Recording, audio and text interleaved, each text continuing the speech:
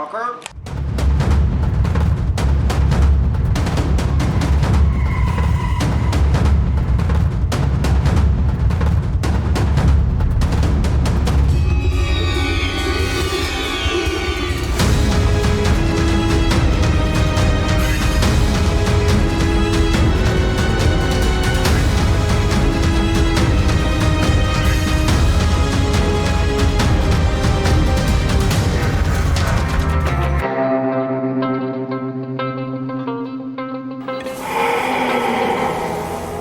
Sateva Pokuraek. O universo de monstros criado pela Universal Pictures a partir da década de 1920 é indiscutivelmente um dos mais importantes da história do cinema.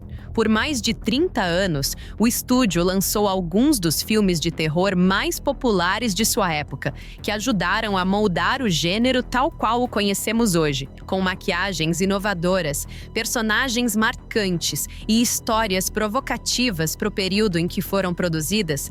Essas obras não mudaram apenas o cinema, elas também definiram a percepção coletiva do conceito da representação de monstros e do próprio terror, fixando no imaginário coletivo figuras como Drácula, Frankenstein e a Múmia. Ao perceber o potencial comercial desses personagens, a Universal Pictures consolidou um modelo que se tornaria recorrente na indústria, pois, como se comprovou ao longo do tempo, apostar em adaptações que possam gerar sequências e franquias sempre foi uma estratégia bastante atraente financeiramente. Por favor, me diga que isto vale alguma coisa. As intenções de produzir um novo filme com a Múmia já existiam desde meados dos anos 80. O estúdio não pretendia abrir mão de uma de suas criações mais emblemáticas e ainda mantinha forte apego ao clássico de 1932, estrelado por Boris Karloff. Contudo, o estúdio pretendia destinar apenas 10 milhões de dólares para o orçamento, visando uma produção de terror mais contida e sem grandes excessos nos efeitos visuais. Ainda no final dos anos 80, o roteiro passou pelas mãos de nomes importantes do terror, como o pai dos zumbis no cinema, George Romero, e Clive Barker, criador de Hellraiser, mas as versões propostas eram mais sombrias, violentas e direcionadas a um público específico, o que acabava sempre esbarrando na hesitação dos executivos da Universal Pictures. Foi melhor, eu garanto. E foi somente em 1997 que o projeto foi oferecido a Stephen Sommers, que havia recém-dirigido O Livro da Selva. Mas ele tinha ambições um pouco diferentes para o filme. Em vez de ser um terror sombrio e de baixo orçamento, ele imaginava que o longa pudesse ser uma grande aventura de ação, nos moldes dos filmes de Indiana Jones, mas sem abandonar completamente os elementos de terror presentes na obra original. A proposta de Sommers não apenas agradou, como conseguiu convencer os executivos da Universal Pictures a aumentar consideravelmente o orçamento, para algo em torno de 80 milhões de dólares. E assim, em 1999, chegava aos cinemas a nova versão de A Múmia.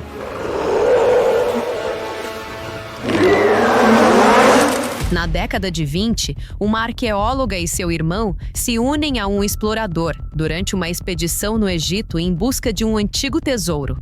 Mas, acidentalmente, eles acabam despertando Imhotep, um ser ancestral condenado a uma maldição eterna por traição ao faraó. Ao retornar à vida, Imhotep passa a agir movido por obsessão e vingança.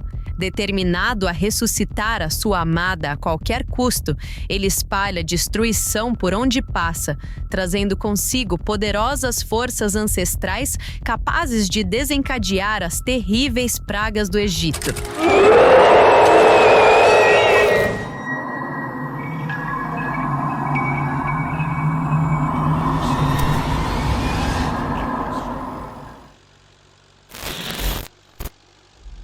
Inicialmente, a intenção da produção era realizar as filmagens no próprio Egito, onde se passa a história do filme. No entanto, a instabilidade política do país naquele período levou os produtores a abandonarem a ideia devido a questões de segurança. Com isso, as gravações foram transferidas para Marrakech, no Marrocos, em meio ao calor intenso do deserto do Saara. As filmagens se estenderam por aproximadamente 17 semanas, sob condições climáticas bastante severas.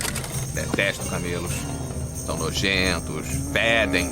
Além das dificuldades naturais de atuar no deserto, como a presença de cobras, escorpiões e as frequentes tempestades de areia, o elenco principal também precisou passar por um treinamento específico para aprender a montar e lidar com camelos, que seriam parte importante da ambientação do filme. Vou beijá-lo, Sr. O'Connell. Me chama. A produção buscava atores carismáticos que se encaixassem no perfil dos personagens, mas que não elevassem ainda mais o orçamento. Um dos nomes escolhidos foi o da atriz britânica Rachel Weisz, que já havia participado de diversas produções independentes, mas ainda não tinha protagonizado uma superprodução. Mesmo declaradamente avessa a filmes de terror, ela se dispôs a realizar os testes para o papel. O que acabou atraindo a atriz foi a dimensão trágica da história de amor envolvendo o personagem Imhotep.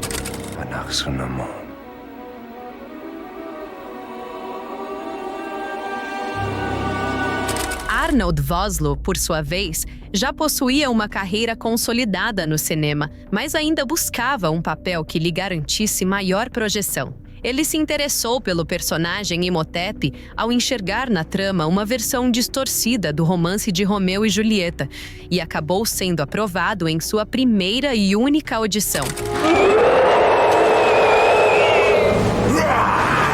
Muitos atores foram cogitados para interpretar o personagem Rick O'Connell, mas a escolha final recaiu sobre Brendan Fraser, impulsionada pelo sucesso recente de George, o Rei da Floresta. Fraser correspondia perfeitamente à visão de Stephen Sommers, que imaginava um protagonista corajoso e carismático, mas que também tivesse uma veia cômica. Além, é claro, de não ter cobrado um cachê exorbitante por sua atuação no filme. Temos um problema sério. A dedicação do ator ao papel foi tanta que ele mesmo se propôs a fazer muitas de suas cenas mais arriscadas, incluindo a sequência do enforcamento, que quase resultou num grave acidente. Oh, que pena. Agora teremos que vê-lo sufocar até morrer. O laço no pescoço do ator estava apertado demais, fazendo com que ele perdesse a consciência momentaneamente e precisasse ser reanimado pela equipe médica presente no set. All I remember is this sort of volume kind of like sound going, and then the next thing I know, my elbow is in my ear and there's all these medics going, "Hello, Brendan, wake up." Brendan. And the stunt guy runs up to me and goes, "Hey, great, join the club. Mel Gibson did the same thing on Braveheart." I'm like, I love it.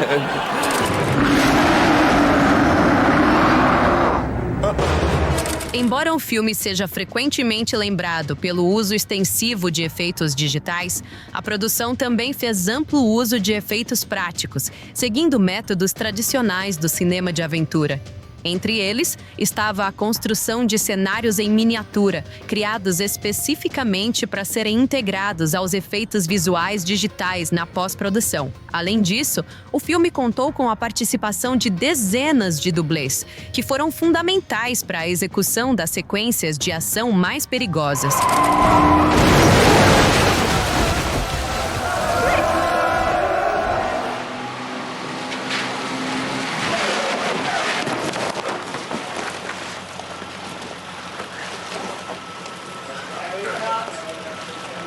Essas cenas exigiam coreografias complexas, reforçando o caráter físico da produção e reduzindo a dependência exclusiva de soluções digitais.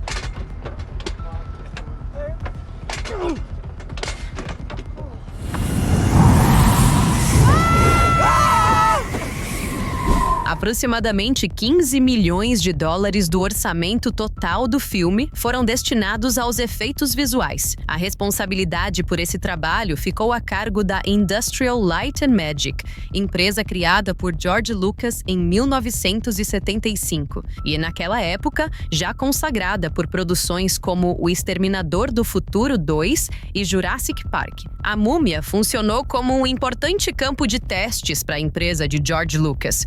O filme exigia a combinação de personagens digitais complexos, simulações de partículas e ambientes virtuais integrados diretamente com atores reais. Algo ainda desafiador no fim dos anos 90, período em que os efeitos digitais estavam em pleno processo de evolução. Esses desafios levaram a empresa a desenvolver soluções mais sofisticadas e ambiciosas, contribuindo para a consolidação de técnicas que seriam amplamente exploradas nos anos seguintes pela indústria cinematográfica.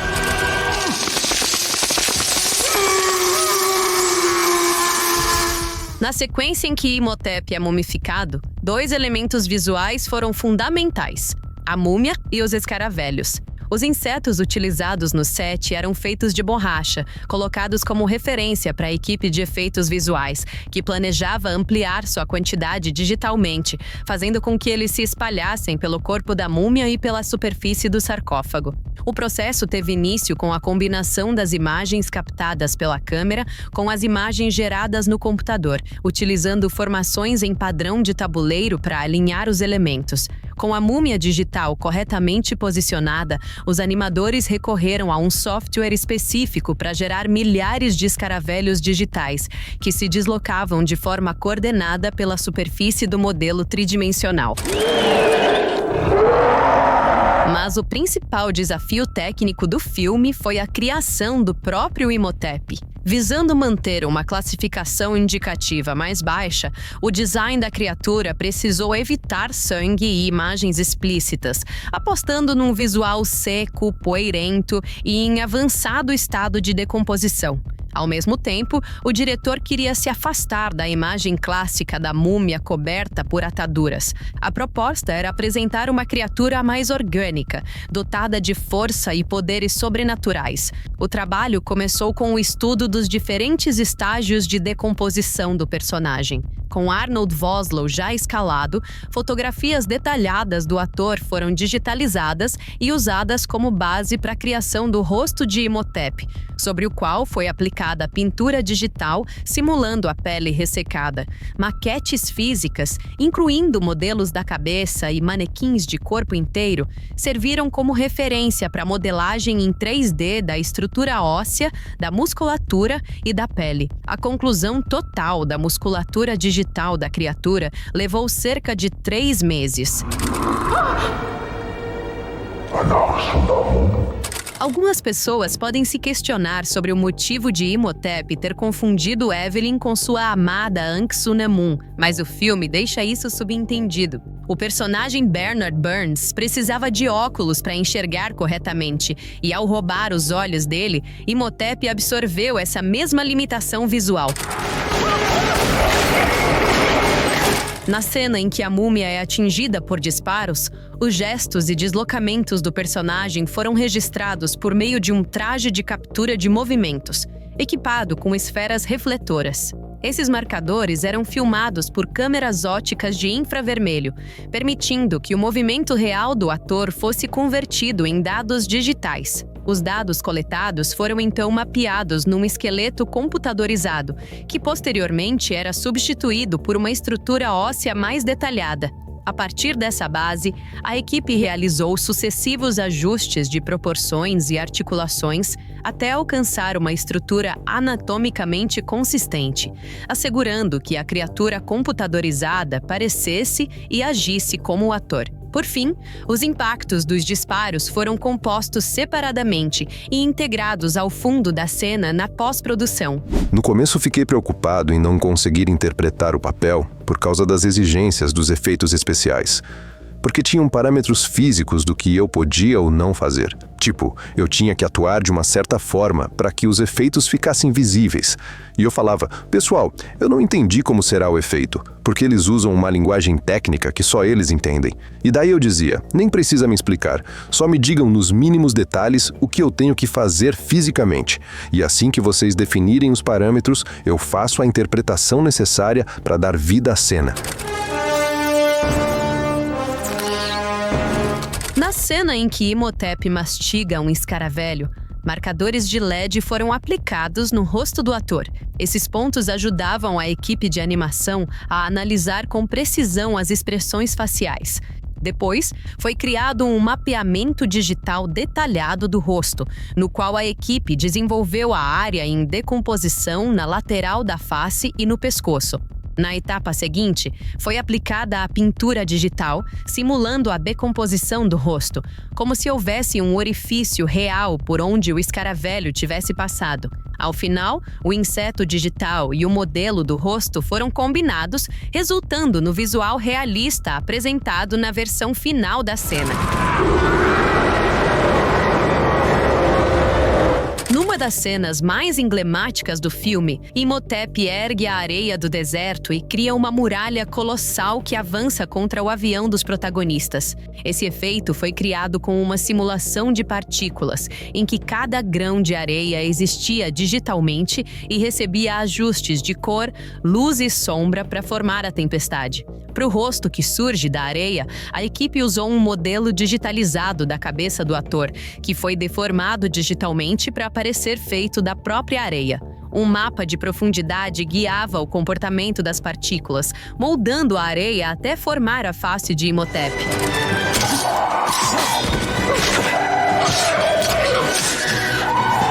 Mas todos esses truques visuais não teriam funcionado se não houvesse atuações que trabalhassem perfeitamente com a equipe de efeitos especiais. Inspirada pelas cenas de luta em stop motion do animador Ray Harryhausen, a batalha final contra as múmias exigiu que Brendan Fraser executasse uma coreografia extremamente precisa contra inimigos que, em grande parte, não existiam no set.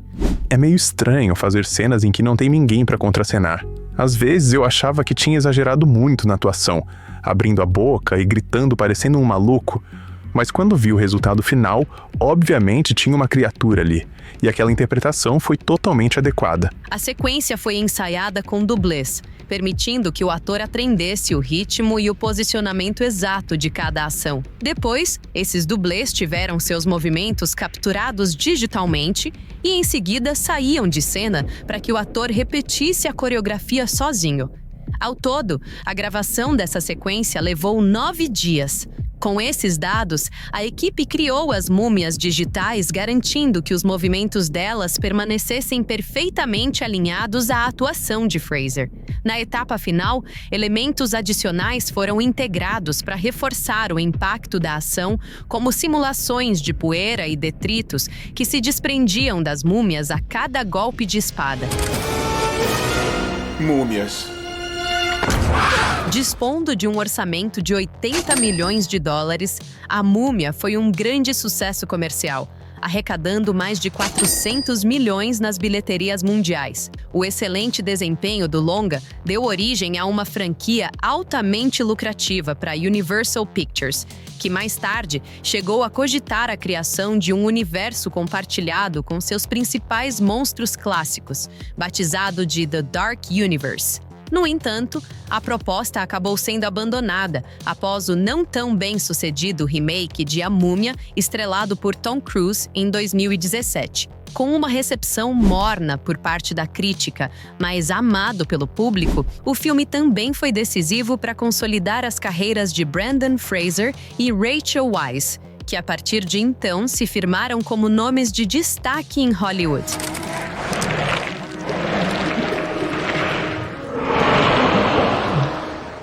Se você gosta desse tipo de conteúdo, não esquece de deixar um like, se inscrever no canal e ativar as notificações. E nos vemos no próximo vídeo. Até mais!